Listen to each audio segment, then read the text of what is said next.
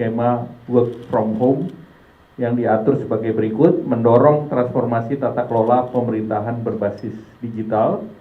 Kemudian yang kedua, efisiensi mobilitas, termasuk pembatasan penggunaan kendaraan dinas 50%, kecuali untuk operasional dan kendaraan listrik, dan mendorong penggunaan transportasi publik. Potensi penghematan dari kebijakan Work From Home ini yang langsung ke APBN adalah 6,2 triliun berupa penghematan kompensasi BBM, sementara total pembelanjaan BBM masyarakat berpotensi untuk dihemat juga sebesar 59 triliun. Dan keseluruhan kebijakan ini merupakan bagian dari transformasi struktural menuju ekonomi yang lebih efisien, produktif, dan berdaya tahan. Dan pemerintah mengajak seluruh masyarakat dan dunia usaha untuk tetap produktif, berpartisipasi aktif, dan mendukung efisiensi dan transformasi budaya kerja ini. Today I'm revealing details of a recent military operation undertaken by Russia. And in doing so, I'm doing this to expose the continuing Russian activity that threatens us in the UK and to highlight our constant readiness to respond. In the last few weeks, while the eyes of many were trained on the Middle East, the UK, in partnership with Norway and other allies, have responded to increased Russian activity in the Atlantic north of the UK. This operation involved a Russian Akula-class attack submarine and a concurrent deployment of 2 specialist submarines from Gugi. That's Russia's main directorate for deep sea research. And last November I outlined how these Gugi units, including the spy ship Yantar, are vessels directed by President Putin to conduct hybrid warfare activities against the UK and our allies, specifically around critical undersea infrastructure. And for the first time today, we're releasing images of the Gugi base and of these vessels. They're designed to survey underwater infrastructure during peacetime and sabotage it in conflict. In response to the Russian submarines, I can confirm that I deployed our armed forces to track and to deter any malign activity by these vessels. A Royal Navy warship and Royal Air Force P-8 aircraft, alongside allies, ensured that the Russian submarines were monitored 24/7. The Akula submarine subsequently retreated home, having been closely tracked throughout, and we continued to monitor the 2 Gugi submarines in and around wider UK waters. Our armed forces left them in no doubt that they were being monitored, that their movements were not covert, as President Putin planned, and that their attempted secret operation had been exposed. Those Gugi submarines have now left UK waters and headed back north. And this operation, which lasted more than a month, has now concluded. Our aircraft flew over 450 hours. Our frigate covered several thousand nautical miles, and 500 British personnel were involved in the response.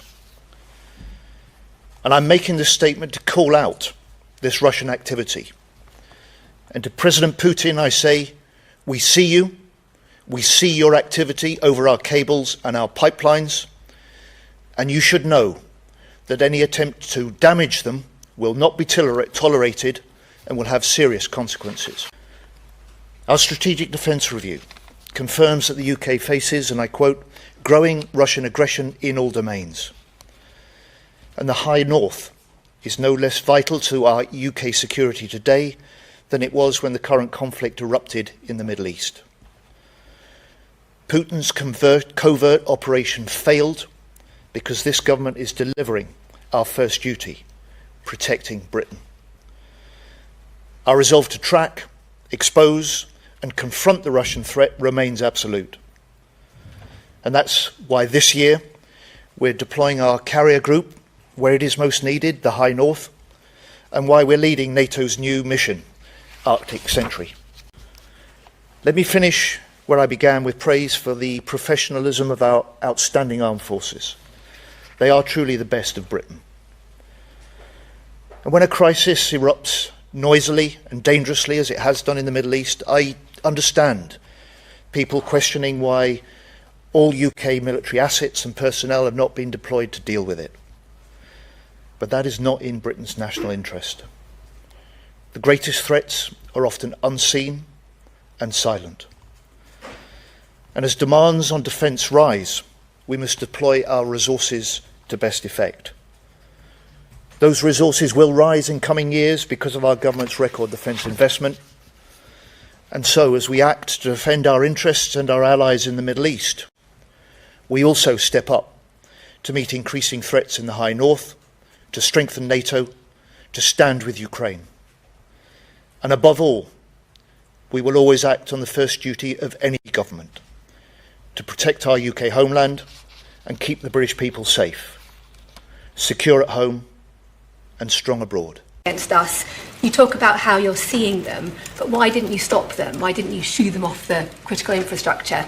And then just finally, obviously we're seeing the Russia threat, there's conflict in the Middle East, there's war in Ukraine, there's Donald Trump mocking the UK's diminished military capabilities and threatening to withdraw the US from NATO. Yes. Look, first,